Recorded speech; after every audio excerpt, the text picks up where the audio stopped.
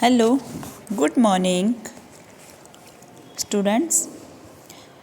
आज हम आपको करवाएंगे पार्ट 2, जिसका नाम है जैसा सवाल वैसा जवाब। ओके, पार्ट 1 है वो हमारा पूरा हो चुका है। जिसका नहीं हुआ होगा वो लोग पूरा कर लेंगे। ओके, पार्ट 1 में हमारी कविता थी मन के भूले बादल। चलो अब ये वाला पार्ट पहले हम समझेंगे। यहाँ पर पहले आप पिक्चर देख लीजिए। ये क्या दिख रहे हैं आपको?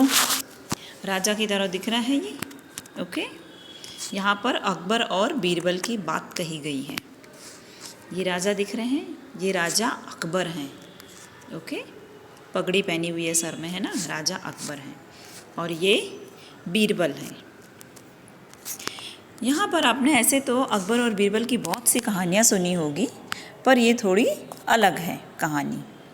इसे अगर हम ध्यान से पढ़ेंगे समझेंगे तो हमें बहुत मज़ा आएगा पढ़ने में। ओके, चलो सभी लोग ध्यान से सुनेंगे। हम पाठ पढ़ना शुरू करेंगे।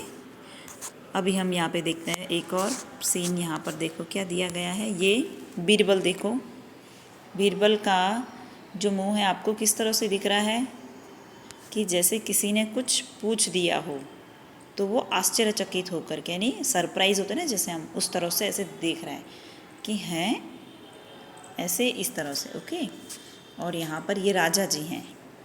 ये गले में माला वगैरह पहनी है, पगड़ी भी सजी हुई है उनकी। तो ये अकबर हैं, बादशाह अकबर राजा। और यहाँ पर एक दरबारी है ना, वो हाथ बांध के इस तरह से खड़ा हो रखा है। चलो हमने देख लिया अच्छी तरह से यह पिक्चर। अब हम पढ़ना शुरू करेंगे। जैसा कि आपको पता है यहाँ पर ये कहानी है। चलो, बादशाह अकबर अपने मंत्री बीरबल को बहुत पसंद करता था। बादशाह अकबर अपने मंत्री बीरबल कौन थे? मंत्री। राजा होते हैं, फिर उसके नीचे होता है मंत्री, फिर नीचे होते हैं दरबारी, फिर और उसके नीचे होते हैं सैनिक वगैरह, काम करने वाले सब। ओके, लड़ाई लड़ने वाले सैनिक। तो ये मंत्री क्या करता था? मैनेजमेंट का काम बोलते ना, जैसे कि ये खाना बनाएगा, ये रक्षा मंत्री है, ये गृह मंत्री है, ये इस तरह से करेगा। तो पहले ज़माने में राजा होते थे, उनके नीचे मंत्री होते थे, फिर दरबारी होते थे, उनके नीचे भी काम करने वाले होते थे। ओके, वो लोग सब एक दूसरे को गाइड करते थे और इस तरह से राज्य का कामकाज चलता था। चलो, बादशाह अकबर अपने मंत्री बीरबल को बहुत पसंद करता था। बीरबल की बुद्धि के आगे बड़े बड़ों की कुछ भी नहीं चलती। बीरबल की बुद्धि इतनी थी कि उसके आगे बड़े बड़ों की कुछ नहीं चलती, यानी उतना बुद्धिशाली था वो। इसी कारण कुछ दरबारी बीरबल से जलते थे। इस कारण कुछ दरबारी क्या करते थे? बीरबल से जलन महसूस करते थे, ईर्ष्या करते थे कि इसी को होशियार मानते हैं, हमें तो कुछ समझते ही नहीं हैं। वे बीरबल को मुसीबत में फंसाने के तरीके सोचते रहते थे। जो दरबारी थे, मंत्री के नीचे का जो पद होता है, जैसे आपने देखा होगा राजा का दरबार होता है, सबसे मेन चेयर जो बीच में होती है उसमें राजा बैठता है, ऊपर सिंहासन होता है। फिर उसके बाजू में जो चेयर होगी, कुर्सी होगी, उसमें मंत्री बैठता है, वो राजा से सलाह मशवरा करता है ना। फिर बाद में नीचे दाएं और बाएं साइड में, लेफ़्ट और राइट साइड में जो सीधी कुर्सियाँ रखी रहती है ना, तो वहाँ पर दरबारी बैठते हैं सब। ओके, चलो, फिर जो दरबारी थे वह बीरबल से क्या करते थे? थोड़ी ईर्ष्या और जलन महसूस करते थे। वह बीरबल को मुसीबत में फंसाने के तरीके सोचते रहते थे कि इसको मैं कैसे फंसाऊं। इस तरह से वह, उन्हें अच्छा नहीं लगता था कि अकबर बीरबल को ही अच्छा मानते हैं। अकबर के एक खास दरबारी ख्वाजा सरा नाम है। ओके, अपनी विद्या और बुद्धि पर बहुत अभिमान था। उन सब दरबारियों में से एक दरबारी था ख्वाजा सरा। उसको अपनी बुद्धि पर बहुत क्या था? अभिमान था। अभिमान यानी घमंड, कि मैं होशियार हूँ, बाकी लोग तो कोई कुछ भी नहीं है, मेरे आगे तो सब लोग ज़ीरो हैं। ऐसा हमें मानना चाहिए? कभी हमें नहीं मानना चाहिए। एक एक वो बोलो एक एक इंसान अपनी जगह अपने हिसाब से काम करता है, तो सभी अपनी जगह होशियार होते हैं। हमें अपने आप को ज़्यादा घमंडी नहीं बनना चाहिए, हमें ज़्यादा अभिमान नहीं करना चाहिए। पर यहाँ पर ये जो ख्वाजा सरा हैं, उनको अपनी विद्या और बुद्धि पर बहुत क्या था? अभिमान था। बीरबल को तो वे अपने सामने निरा बालक और मूर्ख समझते थे, यानी मासूम बालक और मूर्ख समझते थे कि बीरबल तो क्या है, मूर्ख है, इसको तो कुछ भी नहीं आता है, ऐसा समझते थे। जबकि ऐसा नहीं था। बीरबल अपनी होशियारी नहीं मारता था, पर वो बहुत ही बुद्धिमान और बुद्धिमानी से और समझदारी से काम लेता था। लेकिन अपने ही मानने से तो कुछ होता नहीं। यहाँ पे वो कह रहे हैं कि अपने ही मानने से कुछ नहीं होता। जैसे मैं मान लूँ कि बस मैं अच्छी हूँ, मैं ही सब कुछ करवा सकती हूँ और मैं ये भी पढ़ा सकती हूँ, साइंस मैथ्स इंग्लिश सब कुछ करा सकती हूँ मैं, तो मेरे ही मानने से कुछ नहीं होता है। जो हमारे ऊपर वाले हैं या कोई और लोग हैं, वो लोग बताएं कि नहीं आप इस चीज़ में एक्सपर्ट हो। जैसे आप लोग हो तो कोई ड्राइंग अच्छा करता है तो कोई आपको बोलेगा कि नहीं ये ड्राइंग बहुत अच्छा करता है, किसी एक चीज़ में इसे महारत हासिल है, यानी ये एक्सपर्ट है इस चीज़ में। तो अपने ही मानने से कुछ नहीं होता। दरबार में बीरबल की ही तूती बोलती, यानी कि उसकी ही तारीफ होती है। सब लोग बोलते थे अरे बीरबल ये, अरे बीरबल वो। राजा जब बोलते थे बीरबल इधर आओ, इसका हल निकालो, कोई झगड़ा वगैरह हो गया, किसी का कुछ चोरी हो गया, कोई आता था दरबार में तो बीरबल को बुलाया जाता था, बीरबल आओ इनका प्रॉब्लम सॉल्व करो, यानी इनके समस्या का समाधान निकालो, इस तरह से बोला जाता था। तो तूती बोलना यानी कि उसी की ही बातें होती थी, उसी की तारीफ़ करते थे। और ख्वाजा साहब की बात ऐसी लगती थी, ख्वाजा साहब की बात जो अपनी ही होशियारी मारते थे, उनकी बात ऐसी लगती जैसे नक्कार खाने में तूती की आवाज़। जैसे कुछ काम करते हैं तो किसी चीज़ की आवाज़ नहीं टक टक टक टक कंटिन्यू आती, तो हमारे कान को अच्छा नहीं लगता है ना, एक ही आवाज़ बार बार आती है। तो वो बोल रहे हैं इस तरह से कि उसकी आवाज़ इतनी ख़राब लगती थी, कानों को चुभती थी। ख्वाजा साहब की चलती तो वे बीरबल को हिंदुस्तान से निकलवा देते, लेकिन निकलवाते कैसे? ख्वाजा साहब बीरबल से इतना ईर्ष्या करते थे, उनका बस चलता तो वो उसको हिंदुस्तान से ही निकाल देता, राज्य से नहीं, वो तो हिंदुस्तान से ही निकाल देते उसको। एक दिन ख्वाजा ने बीरबल को मूर्ख साबित करने के लिए बहुत सोच विचार कर कुछ मुश्किल प्रश्न सोच लिए। एक दिन ख्वाजा साहब ने क्या सोचा कि मैं इसको बहुत ही मुश्किल प्रश्न पूछूं कि जिससे इसकी बुद्धि चकरा जाए और ये सोचे कि यार इसका उत्तर क्या है। इसका उत्तर ढूंढते ढूंढते ढूंढते ये फंस जाए और उलझ जाए, और ये इस तरह से उत्तर नहीं देगा तो जो अकबर राजा हैं वो मुझे अच्छा मानेंगे और बीरबल को समझेंगे ये तो मूर्ख है, इसको इतना भी प्रश्नों के उत्तर नहीं आए, इतने आसान से प्रश्नों के उत्तर नहीं आए। इस तरह से उसने सोचा कि मैं कुछ ऐसे प्रश्न निकालूंगा कि वह सोच में पड़ जाए। उन्हें विश्वास था कि बादशाह के उन प्रश्नों को बीरबल के छक्के छूट जाएंगे, यानी जो ख्वाजा सरा थे उसको पूरा विश्वास था कि ये जो प्रश्न मैं राजा के ज़रिए पूछवाऊँगा, वो खुद नहीं पूछ रहा था, वो अकबर को उसने लिख करके दिए वो प्रश्न, और अकबर राजा जी को दे दिया हाथ में कि बीरबल को ये प्रश्न पूछो। अगर उसको आ गए ना तो वो बहुत बुद्धिमान है, और नहीं आए ना तो फिर वो किसी काम का नहीं है, वो मूर्ख है, वो इनके उत्तर दे ही नहीं पाएगा। अब वो कैसे प्रश्न होंगे कि जिनके उत्तर बीरबल दे ही नहीं पाएगा? देखते हैं। तभी इस पाठ का नाम क्या है? जैसा सवाल वैसा जवाब।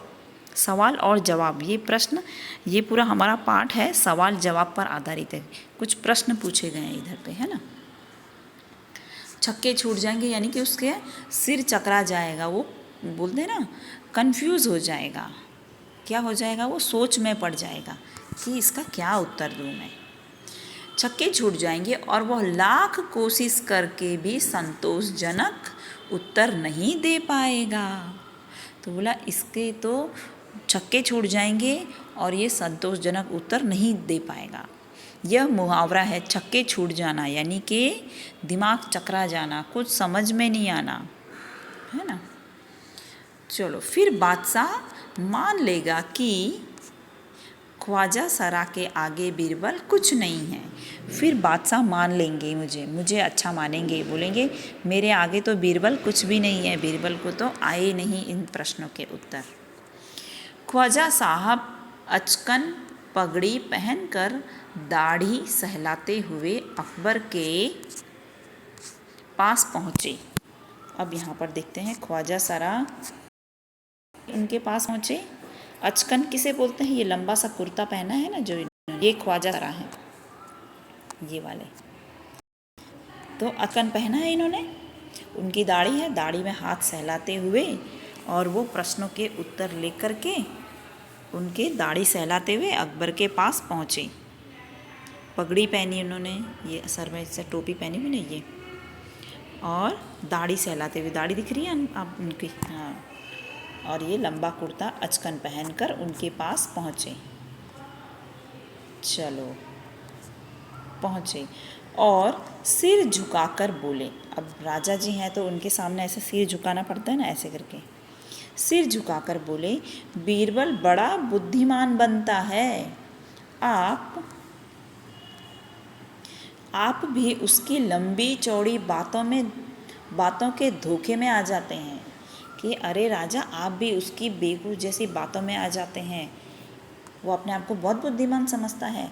मैं चाहता हूँ कि आप मेरे 3 सवालों के जवाब पूछकर उसके दिमाग की गहराई नाप लें। यहाँ पे ख्वाजा साहब क्या चाहते हैं कि राजा आप उसको बहुत होशियार समझ रहे हैं।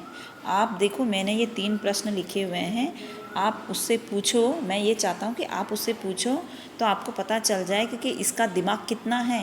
दिमाग की गहराई नापना यानी कि उसका दिमाग चेक करना कि इसको कुछ आता है कि नहीं आता है। दिमाग की गहराई नाप लें यानी चेक करना कि इसको इतना आता है कि नहीं आता है। उस नकली अक्कल बहादुर, वो बोल रहा है नकली यानी कि खोटा यानी ढोंगी, नकली अक्कल बहादुर की कलई खुल जाएगी। कलई यानी कि पोल खुल जाएगी कि उसे तो कुछ भी नहीं आता है, क्योंकि ख्वाजा साहब यहाँ पे बहुत ही अभिमान कर रहे थे अपनी बुद्धि पर। तो अपने जब घमंड आ जाता है, अभिमान आ जाता है अपनी बुद्धि और विद्या पर, तो बोलते हैं ना विनाश काले विपरीत बुद्धि। तो उसकी ही अब वो अपने आप को इतना महान समझने लग गया कि वो बीरबल को कुछ भी बोल रहा था कि बीरबल तो मूर्ख है, उसे इतना सा भी नहीं आएगा, आप उसकी बुद्धि चेक कर लो, ऐसा वैसा उस तरह से बोल रहा था। तो अकबर को तो अच्छा नहीं लग रहा था, पर अकबर ने बोला कि चलो कोई बात नहीं, अभी ये बोल रहा है तो इसको बोलने दो, है ना, क्योंकि अभी ये इतना घमंड में चूर हो गया है, अपनी बुद्धि में इसको इतना घमंड हो गया है कि इसको कुछ बोलने का लिहाज ही नहीं है कि किस तरह से बात की जाती है, किसी को कैसे बोला जाता है। तो यहाँ पर ख्वाजा के अक्ल बहादुर की कलई खुल जाएगी यानी उसकी पोल खुल जाएगी बीरबल की। पर अकबर तो जानते थे कि बीरबल तो मजाकिया भी है और खुश मिजाज इंसान भी है, वो किसी बात का बुरा नहीं लगाएगा, वो किसी भी चीज़ का उत्तर हंसते हंसते, और वह अक्लमंद भी है साथ ही, तो वो हंसते हंसते उत्तर दे देगा। तो वह अब कभी उस बीरबल को अपने उस पर घमंड नहीं हुआ है ना। विद्या विनयन शोभते यानी जो सादगी होती है वहीं पर विद्या आती है ना, कभी भी घमंड नहीं करना चाहिए।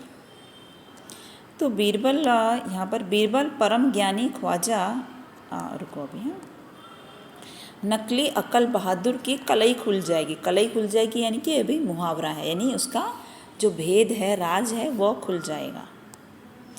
ख्वाजा के अनुरोध करने पर अकबर ने बीरबल को बुलाया और उनसे कहा, बीरबल परम ज्ञानी ख्वाजा साहब तो उसने भी इसी तरह से संबोधित किया। अकबर को पता था कि ये ज़्यादा ही होशियार बन रहा है, पर अभी कुछ बोल नहीं सकते थे।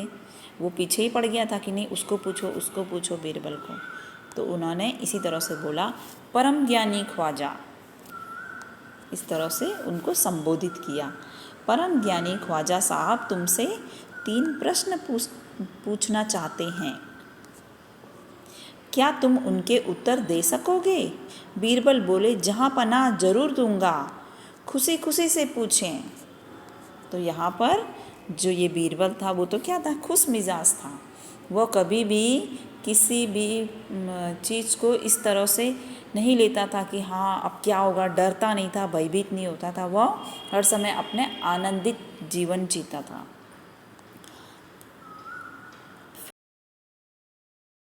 बीरबल बोले, जहाँ पनाह जरूर दूंगा, खुशी से पूछें। ख्वाजा साहब ने अपने 3 सवाल लिखकर बादशाह को दे दिए। ख्वाजा साहब ने खुद नहीं पूछे, उन्होंने राजा जी से पूछवाए। अकबर ने बीरबल से ख्वाजा का पहला प्रश्न पूछा, संसार का केंद्र कहाँ है?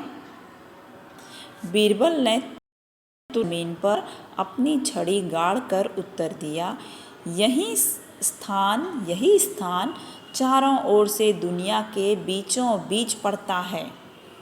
अगर अपने को कोई पूछे कि कहाँ है तो अपने तो मीन्स पूरा मापने लग जाए ना कि यार इतना सेंटीमीटर, इतना, ये ग्लोब ऐसा है, इक्वेटर लाइन, ये सब अपने काउंट करने बैठे।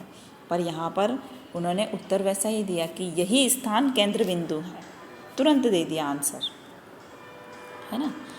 दुनिया के बीचों बीच पड़ता है, यही स्थान चारों ओर से दुनिया के बीचों बीच पड़ता है। यदि ख्वाजा साहब को विश्वास न हो तो वे फीते से सारी दुनिया को नाप कर दिखा दें कि मेरी बात गलत है। अगर मुझे गलत साबित करना है तो ख्वाजा साहब को बोलो कि मेज़र टैप मापने का फीता होता है ना, फीता किसे बोलते हैं, मेज़र टैप मापने का होता है ना, 1 मीटर 2 मीटर इतना, तो बोला वो पूरा लेकर के जाए और दुनिया को मापें। तो ऐसा कर सकता है कोई? नहीं कर सकता है। उन्होंने ही यहाँ पर बीरबल ने ही खुद ख्वाजा साहब को एक काम दे दिया कि अगर तुझे मेरी बात पर विश्वास नहीं है, तुम ये काम कर लो कि माप करके दिखाओ और मेरी बात को गलत साबित करो कि ये केंद्र बिंदु नहीं है। अब ऐसे कोई मापने तो नहीं जाएगा, पूरी दुनिया कैसे मापेगा कोई, ये तो इम्पॉसिबल बात है। अकबर ने दूसरा प्रश्न किया, आकाश में कितने तारे हैं? दूसरा प्रश्न था उनका, आकाश में कितने तारे हैं? बीरबल ने एक भेड़ मंगवा कर कहा, इस भेड़ के शरीर में जितने बाल हैं उतने ही तारे आसमान में हैं। ख्वाजा साहब को इसमें संदेह हो तो वे बालों को गिनकर तारों की संख्या से तुलना कर लें। ये दूसरे प्रश्न में भी क्या किया बीरबल ने? बोला अगर जिसने प्रश्न पूछा है, जैसे ख्वाजा साहब ने प्रश्न पूछा है, तो अगर उनको संदेह, मेरे उत्तर में संदेह है तो वो गिन कर कंपेयर कर सकते हैं कि इसके इतने बाल हैं, भेड़ के इतने बाल हैं और आकाश में इतने तारे हैं, इतना तूने गलत गिना है। पर भेड़ के बाल कोई गिनने बैठेगा कभी नहीं, ये भी असंभव बात है ना। इसीलिए इस पाठ का नाम क्या है, जैसा सवाल वैसा जवाब। उसका सवाल इस तरह से है कि कोई गिन ही नहीं सकता तारों को, है ना। तो उन्होंने जवाब भी ऐसे ही दिया कि भेड़ के बाल कोई गिन ही नहीं सकता है। अगर ख्वाजा साहब आपको इसमें संदेह हो तो बालों को गिनकर तारों की संख्या से तुलना कर लें। तुलना कर लें यानी कि मैच कर लें कि कितना कम ज़्यादा है। अब अकबर ने तीसरा सवाल किया, संसार की आबादी कितनी है? अब ख्वाजा साहब को लगा कि तीसरे प्रश्न का उत्तर तो ये दे ही नहीं पाएगा कि आबादी कितनी है, तो ये गिनने बैठेगा तो इसको तो बरसों बीत जाएंगे। पर बीरबल ने पहले 2 जो प्रश्न थे उनके उत्तर बड़े होशियारी से दिए। अब तीसरा प्रश्न का उत्तर किस तरह से देंगे देखते हैं। यहाँ बीरबल ने कहा, जहाँ पनाह संसार की आबादी पल पल पर घटती बढ़ती रहती है। वह सही बात है, कई बच्चे जन्म लेते हैं, कई बुज़ुर्ग हैं, बीमार हैं, मरते हैं, है ना।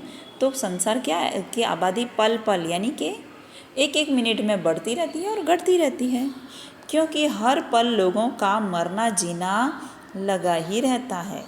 इसलिए यदि सभी लोगों को एक जगह इकट्ठा किया जाए तभी उनको गिनकर ठीक ठाक संख्या बताई जा सकती है। अब सब लोगों को एक जगह इकट्ठा करना इम्पॉसिबल है, असंभव है। दुनिया के सभी लोगों को इकट्ठा करके गिनना असंभव बात है ना। तो यह प्रश्न था कि दुनिया की आबादी कितनी है, गिन कर बताओ। तो ये तो कोई नहीं गिन सकता है। तो बोला ये तो हम नहीं गिन सकते हैं क्योंकि संख्या एक एक मिनट में, एक एक सेकंड में घटती बढ़ती रहती है। तो बादशाह तो बीरबल के उत्तरों से संतुष्ट हो गया। बादशाह क्या हो गए, संतुष्ट हो गए कि हाँ ये बात तूने सही बताई, कारण के साथ बताई कि ऐसा ऐसा नहीं हो सकता है, इतने लोगों को इकट्ठा करें तभी हम गिन सकते हैं और वो हम इकट्ठा नहीं कर सकते किसी को। तो राजा तो संतुष्ट हो गए, लेकिन ख्वाजा साहब नाक भौं सिकोड़ कर बोले।